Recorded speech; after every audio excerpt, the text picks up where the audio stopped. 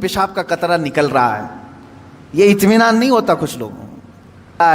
Pant ادھر سے پھاڑنا ہے، ادھر سے پھاڑنا ہے، پہننا ہے، تو تم کو اللہ رب العزت کو راضی کرنا چاہیے تھا۔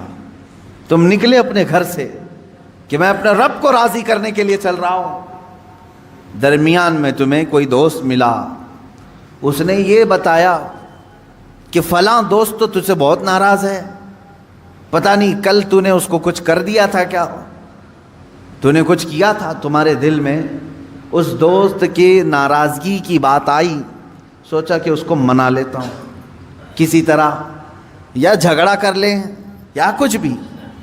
بیچ میں جو دوست تمہیں بتانے کے لیے آیا تھا وہ شیطان تھا، جو تمہیں اللہ کو تم راضی کرنے نکلے تھے، اس نے تمہارا دماغ ڈائیورٹ کر دیا ایک انسان کی طرف۔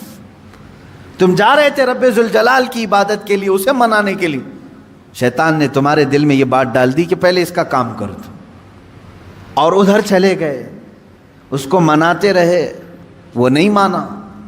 یہاں تک کہ کچھ لوگ ایسے ہیں جن کو منانے میں تمہیں برسوں لگ جاتے ہیں، وہ نہیں مانتے ہیں، ہوتا ہے ایسے۔ آپ اچھا کام کر کے، انہیں سلام پہنچا کر کے، انہیں تحفے دے کر کے منانے کی کوشش کرتے ہیں، نہیں مانتے کچھ لوگ۔ ہائے افسوس، میرا مولا تو صرف ایک ہی سجدے میں مان جاتا ہے، ایک سجدے میں مان جاتا ہے، یہ نہیں معلوم ہے بندوں کو۔ افسوس ہے کہ جسے بہت جلدی منایا جا سکتا تھا، اسے چھوڑ کر ہم دنیا کو منانے میں لگ گئے۔ آپ پوری زندگی کا اگر تجزیہ کریں تو میں آپ کو بتاتا ہوں، ساری چینجز آپ نے صرف اور صرف دنیا والوں کے لیے کر لی اپنے آپ میں، ساری چینجز۔ آپ نے دنیا کو دیکھا یہ بہت فیشن کر رہی ہے، اور اس طرح سے اگر میں کپڑے پہنوں تو یہ مجھے عزت سے دیکھیں گے، نہیں پہنوں گا تو مجھ سے دور ہو جائیں گے۔ فیشن چل رہا ہے، پینٹ ادھر سے پھاڑنا ہے، ادھر سے پھاڑنا ہے، پہننا ہے، تو تم نے صرف اور صرف ان کا دل رکھنے کے لیے، ان کے سامنے اپنا سٹیٹس رکھنے کے لیے اپنے آپ کو چینج کر لیا۔ شیطان ہے وہ جو تمہیں عیاشی کی طرف لے جاتے ہیں انسانوں کی شکل میں۔ قرآن پاک میں آپ نے نہیں سنا، اللہ رب العزت نے فرمایا من الجنتی والناس، یعنی وسوسے ڈالنے والے جو شیاطین ہوتے ہیں وہ جنات میں سے بھی ہوتے ہیں، انسانوں میں سے بھی ہوتے ہیں۔ شیاطین الانس والجن، قرآن میں یہ بھی آیا ہے، انسانوں میں بھی شیطان ہوتے ہیں، جنات میں بھی شیطان ہوتے ہیں۔ انسانوں میں کیسے؟ تمہارے دوست کی شکل میں آئے گا، کبھی تمہیں پتہ بھی نہیں چلے گا، اور وہ تمہارا ذہن ڈائیورٹ کر رہا ہوگا، تمہیں بھٹکا رہا ہوگا، اور اس کی باتوں پر تم نے اپنے آپ کو بدل لیا۔ ایک مسئلہ میں آپ کو بتا دوں، شریعت کا مسئلہ، اس سے آپ اندازہ کریں کہ ہم کس قدر شیطان کی پیروی کرتے ہیں اور کتنی جلدی ڈائیورٹ ہو جاتے ہیں۔ ہمیں منانا چاہیے تھا اللہ کو، کیونکہ وہی ہماری منزل ہے، وہی ہمارا مقصود ہے، لیکن ہر دن ہر لمحے ہم ڈائیورٹ ہوتے جاتے ہیں۔ اب مسئلہ جو میں بتا رہا تھا وہ یہ ہے، دو مسئلے میں بتاتا ہوں، ایک نماز کا ہے، ایک وضو کا ہے۔ اکثر لوگوں کی یہ شکایت بھی میرے پاس آتی ہے، استنجا کر کے آئے، پیشاب کر کے باہر آئے، وضو کرنے کے لیے بیٹھے تو ایسا لگ رہا ہے کہ قطرہ ٹپک رہا ہے، یا پیشاب کا قطرہ پھر سے نکل گیا۔ ایسے کئی لوگوں کو ہوتا ہے، پھر گئے وہ، پھر دھو کر کے آئے، پھر لگا کہ نہیں پیشاب کا قطرہ نکل رہا ہے، یہ اطمینان نہیں ہوتا کچھ لوگوں کو۔ حالانکہ استنجا کریں آپ، پورا اس میں استبرا ہے، یعنی کھانس کر کے ہو یا اٹھ کر کے، بیٹھ کر کے، پیر کو موڑ کے، کسی بھی طرح سے آخری قطرہ نکال دیں، یہ ٹھیک ہے، لیکن اس کے بعد آپ وضو کرنے کے لیے آئے تب یہ وسوسہ آ رہا ہے، پیشاب کا قطرہ نکلا، پیشاب کا قطرہ نکلا۔ اب کیا حکم کیا ہے آپ کے لیے؟ ایک نمبر 1 یہ وضو کا مسئلہ، اس کا بھی حکم میں بتاؤں۔ دوسرا مسئلہ سن لیں، نماز 4 رکعت ظہر کی پڑھنے کے لیے کھڑے تھے، یا 4 رکعت عصر یا عشاء کی، 2 رکعت پڑھے، تیسری رکعت میں کھڑے ہوئے تھے، اب شک ہونے لگا کہ دوسری ہے کہ تیسری ہے، تیسری میں کھڑے تھے، یہ شک ہونے لگا یہ چوتھی ہوگی کہ تیسری ہوگی۔ ایسا ہوتا ہے بہت سارے لوگ۔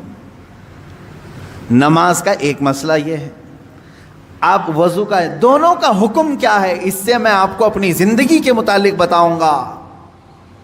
پہلا والا جو مسئلہ ہے پیشاب کے قطرے کا، پہلی مرتبہ ایسا کبھی ہوا ہے تو جاؤ دھل لو. ایک بار ایسا ہوا کہ پیشاب کا قطرہ ٹپکا ہے یا لگ رہا ہے، جاؤ دھل کے آ جاؤ.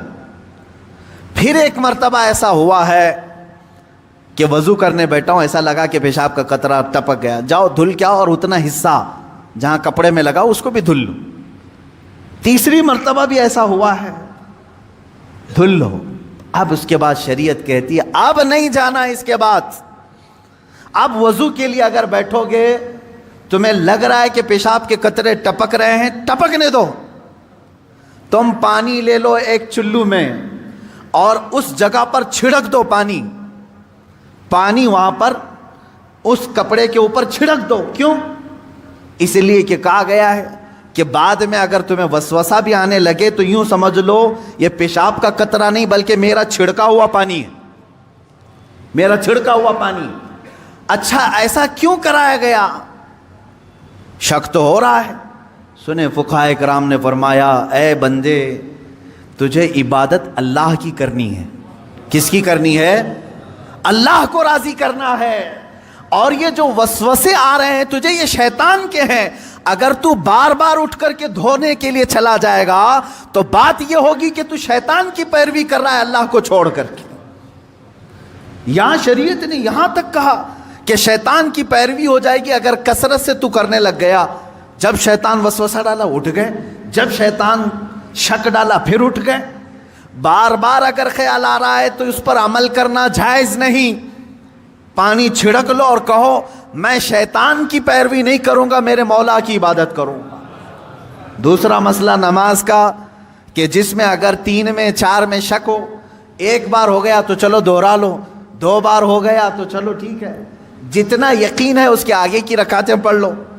اب اگر بار بار ایسا شک ہوتا ہے تو فرمایا گیا اپنی نماز ویسی ہی کمپلیٹ کرو، اس لیے کہ یہ شیطان تمہیں وسوسے ڈال رہا ہے. اگر تم اس کے وسوسوں کی طرف جاؤ گے تو یہاں ہوگا یہ کہ تم شیطان کی پیروی میں لگ گئے.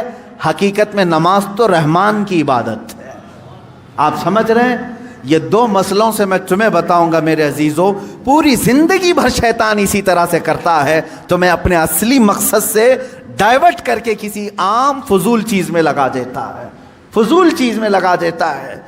اسی لیے اب جیسے کسی نے اپنے پورے گھر کی فکر میں، اپنی جائیداد کی فکر میں پوری زندگی ختم کر دی، اسے معلوم ہی نہیں کتنے دن رہنے والا تھا، کتنی عمارتیں بنا رہا ہے، کتنی چھتیں قائم کرے گا. اے بندے تیری زندگی لمبی سے لمبی جاتی تو 70-80 سال کی، تو بنا ہی رہا ہے 30-40 سال کی عمر میں. بچے ہیں تیرے پاس 25-30 سال.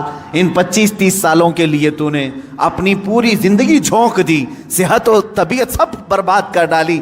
لیکن جہاں 100 سال سونا ہے کہ 200 سال کہ 500 سال کہ 1000 سال، ہمیں معلوم نہیں قبرستان میں کتنا سونا ہے، وہاں کے لیے بندہ ایک رات کی بھی عبادت کرنے کو تیار نہیں، ایک تسبیح گھمانے کو بھی تیار نہیں، وہاں کی عمارت تیار کرنے کو بندہ تیار نہیں. یہ شیطان ڈائیورٹ کر چکا ہے تمہیں. تمہاری اصلی منزل تو وہ تھی، تمہیں لگا دیا کسی اور کام میں، تمہیں لگا دیا کسی اور کام میں.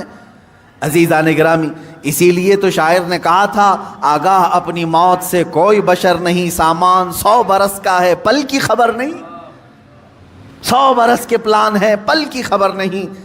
تو شیطان اس طرح سے جو ہر زندگی میں ڈائیورٹ کرتا ہے.